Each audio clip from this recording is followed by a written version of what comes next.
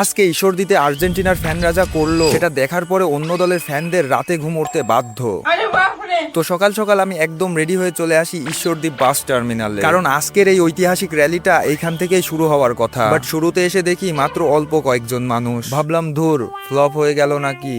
সময় কাটানোর জন্য নিউজ রিপোর্টারদের সাথে একটু কথা বলতেছিলাম, আর তখনই বুম, একের পর এক আর্জেন্টিনার ফ্যানরা সুনামির মতো আসতে শুরু করলো। ভাইরে ভাই, কেউ তো আবার আস্ত জিপিএক্স ডেমন সাজিয়ে নিয়ে চলে আসছে। লিটারালি আমি তো পুরাই শক। টার্মিনাল থেকে র্যালিটা নিয়ে যখন আমরা ঈশ্বরদী বাজারে ঢুকলাম, পুরো বাজার লক। রাস্তার এই মাথা থেকে ওই মাথা যতদূর চোখ যায় শুধু আর্জেন্টিনা আর আর্জেন্টিনা। আর আমাদের রাইডার ভাইরা যেভাবে পরিবেশ বানাচ্ছিল, জাস্ট নেক্সট লেভেল। রাস্তার পাশে দাঁড়িয়ে অন্য দলের ফ্যানরা জাস্ট অবাক চোখে তাকিয়ে দেখছিল, কারণ ভাই ঈশ্বরদীর ইতিহাসে আর্জেন্টিনার এত বড় রেকর্ড ব্রেকিং র্যালি আগে কখনো হয় নাই। আর এই রেকর্ড ভাঙা অন্য কারোর পক্ষে পসিবল না।